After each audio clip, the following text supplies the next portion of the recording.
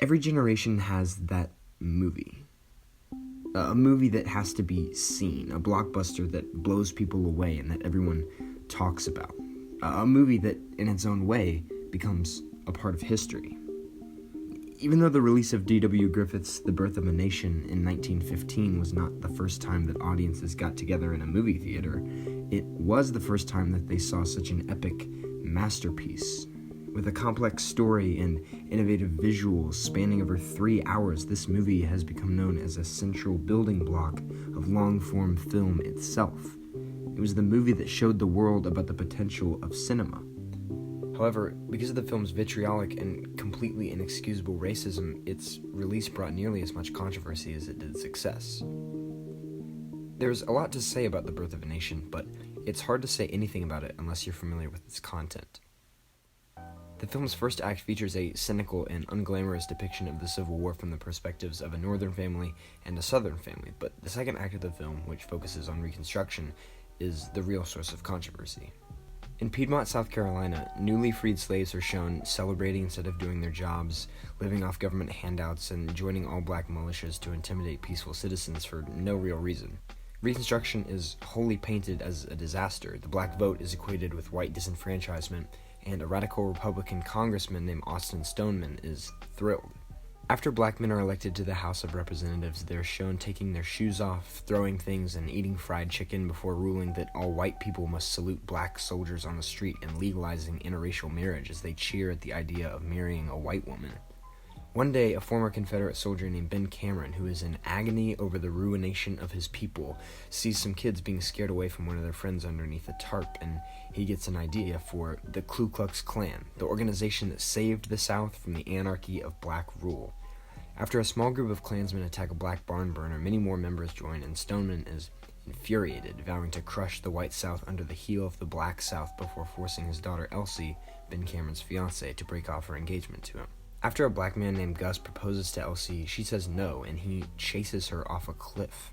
She is seriously injured, prompting an angry Ben Cameron and the Klan to execute Gus and leave him on the front steps of the half-black Lieutenant Governor Lynch. Lynch sends a black militia to search all the houses in Piedmont and kill anyone with Klan paraphernalia before Ben's father is taken. Elsie goes to Lynch to plead for his father's safety, but Lynch drunkenly proposes to make her the queen of his new black empire. Austin Stoneman does not approve of Lynch marrying her, but is tied up at gunpoint and forced to watch their wedding. Meanwhile, Ben and the Klan win an epic battle against Lynch's militia to take back Piedmont before Ben storms in to save Elsie at the last minute.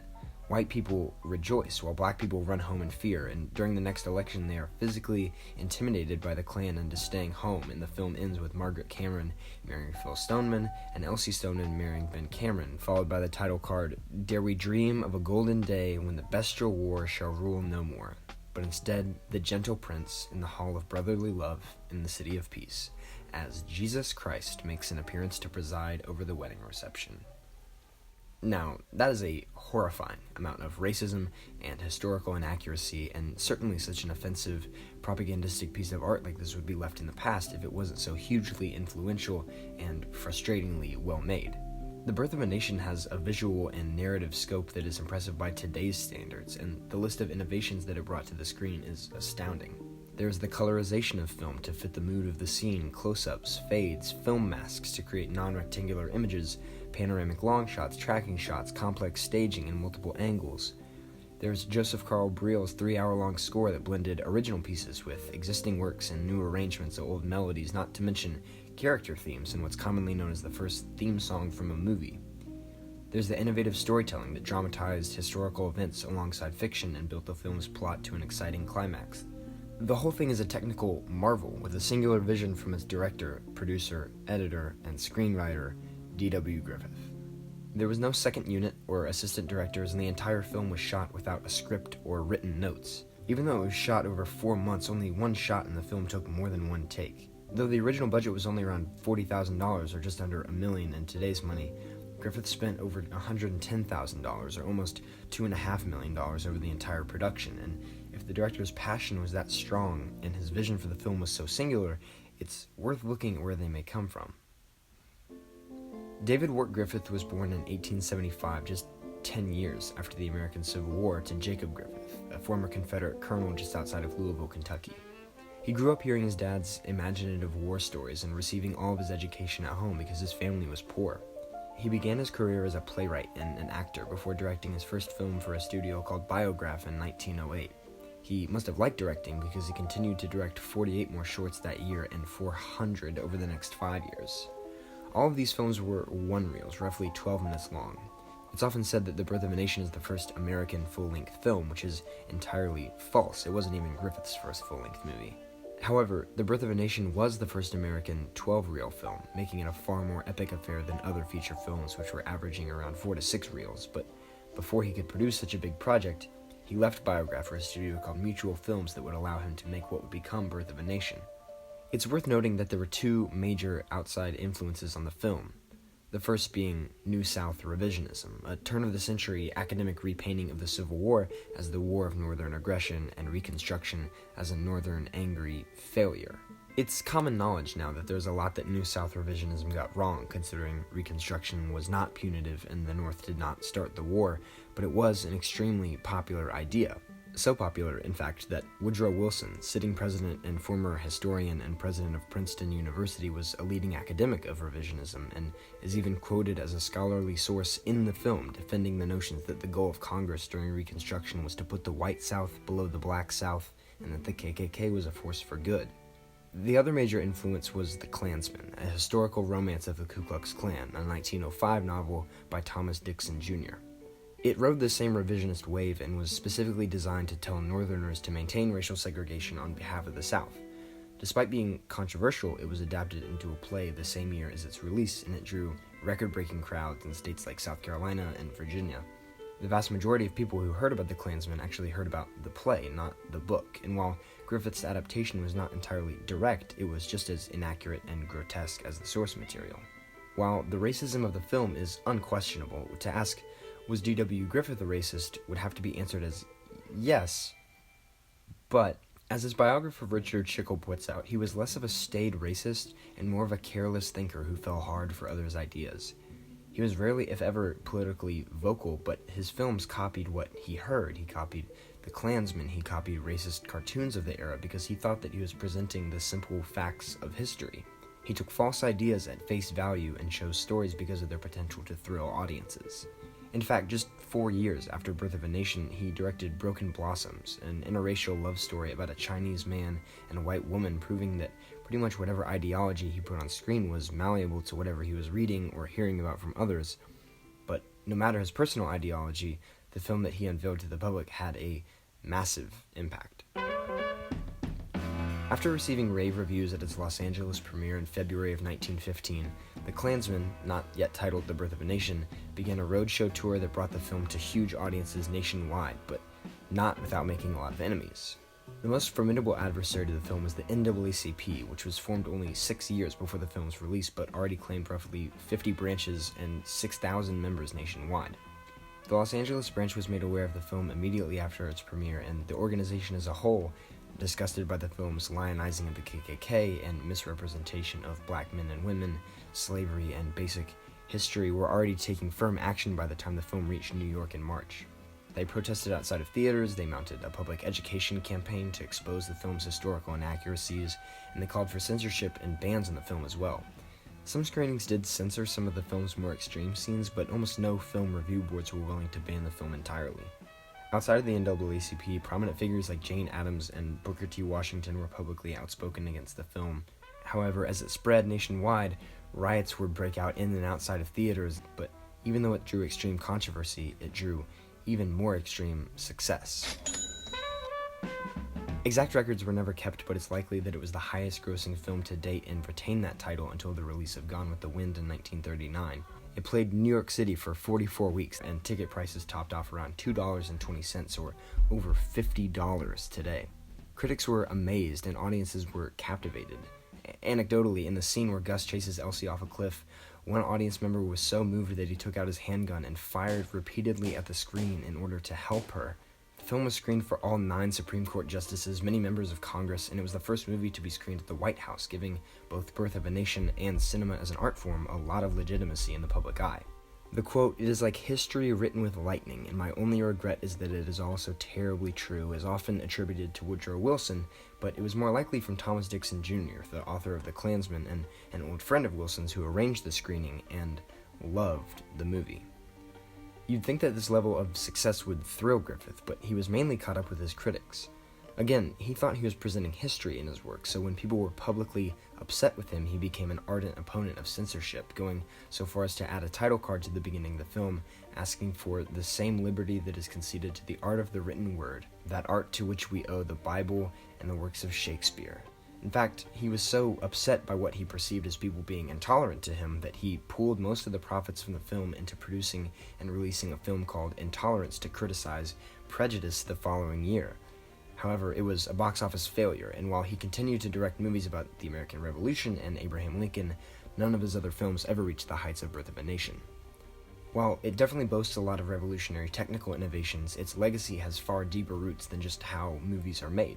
Todd Boyd, a professor at the USC School for Cinematic Arts, even submits that this film, the foundation of modern Hollywood, being based in extreme success despite complete disregard for racial politics and historical accuracy, is a key reason why cinematic representation of minorities and perspectives from which their stories are told in film is still an issue today.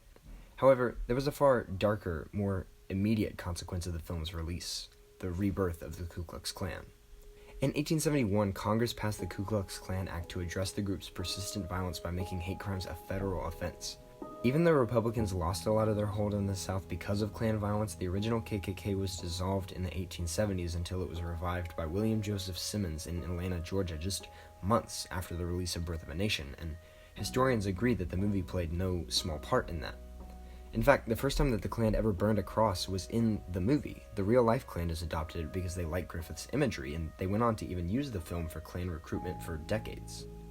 However, when the Klan was reborn, its agenda reflected current anti-immigrant, anti-Catholic, prohibitionist, and anti-Semitic fears, in addition to the white supremacist agenda that it held in the 1800s. Membership skyrocketed into the 20s, rising to as high as 6 million in 1925, roughly 5% of the U.S. population. The Klan was active in nearly every state and had millions of members, some of whom held prominent government and religious roles. The rebirth of the Klan that this film triggered would last for nearly 30 years, inciting horrific violence and promoting grotesque ideology throughout the country as a whole. With the amount of controversy over the historical accuracy of the film, it's worth taking a closer look at what the Birth of a Nation misrepresented. To his credit, Griffith's depiction of President Lincoln in the film's first act was fairly accurate. Just as the movie suggests, he was never a warmonger. He had a fairly hands-off approach to Reconstruction, and his death was seen, especially by Southerners, as a great tragedy, in part because they knew his absence would give way to new and different political ideologies. In line with the revisionist wave, the film inaccurately suggests that the North was responsible for the war, and it's almost entirely built on the idea that Reconstruction was designed to be punitive against the South. However, the film's most fundamental problems are its depiction of African Americans and the Klan. In the film's first act, slavery isn't presented as violent or oppressive. Slaves are shown dancing and being friendly with their owners, and white people are even depicted as being helpers to newly freed slaves during Reconstruction before the Republican intervention. Later, the movie especially perpetuates the stereotype of black men being rapacious towards white women through characters like Gus and Lynch, even though the historical precedent was for higher levels of sexual violence committed by white men against black women. Not only that, but contrary to the film's depiction of powerful black men physically intimidating white citizens, the actual precedent for racial violence as a whole during Reconstruction was white people attacking black people. Black Americans actively took up the opportunities and responsibilities of citizenship, and while it is true that 700 black men were elected into public office during Reconstruction and 1,300 held government jobs, their civic duties were never mutually exclusive to those of white Americans, and scenes like the one in House of Representatives are lifted straight out of racist cartoons, not the actions of the real men and women who held those positions. Even still, this was not the age of flourishing for all black Americans. Many newly freed slaves lived in desperate, rural poverty for decades, even after Reconstruction, standing in stark juxtaposition to the film's idea that they lived comfortably, predominantly off government handouts. Even though Congress passed the 13th, 14th, and 15th Amendments to provide rights to black Americans, states were able to pass black codes to ensure a status quo of white supremacy by restricting civic opportunities, the right to own or carry weapons, and even sometimes the right to rent and lease land. One of the main reasons why the film leans so heavily and offensively into inaccurate stereotypes about black people is because there are practically no black performers in the film. Because all the black characters are white actors in blackface, their performances are caricatures, white ideas of what blackness was or seemed like. Meanwhile, the film's presentation of the KKK is similarly flawed. The Klan wasn't formed as a retaliation against black men chasing white Southerners' fiancés and burning their houses down, but as a means by which to restrict the growing freedoms of black Americans and to undermine Republican influence in the South however they could. Undoubtedly, this meant over 3,500 lynchings across the South, but it also meant killing Republican candidates and white carpetbaggers and destroying black churches and schools established by the Freedmen's Bureau. Not only is the reason for their existence misrepresented, but contrary to the film's depiction, there were a vigilante terrorist group that didn't engage in mass military action, but audiences seeing the Klan as such a powerful and honorable savior of their community was powerful enough to trigger the rebirth of the Klan itself. The Birth of a Nation did so much to revolutionize film. It gave way to new methods of filmmaking and structures of storytelling while expanding the scope of what could be put on the screen to new heights. However, it was a Trojan horse. What was widely accepted as a spectacle smuggled and perpetuated a disregard for historical accuracy and a belittlement of black Americans that would reap real-life consequences for decades to come. And now, more than a century after its release, we're still grappling with these conversations about freedom of speech, racism, alternative facts, incidents of public protest, and how the media changes the way that we look at ourselves and at the people around us.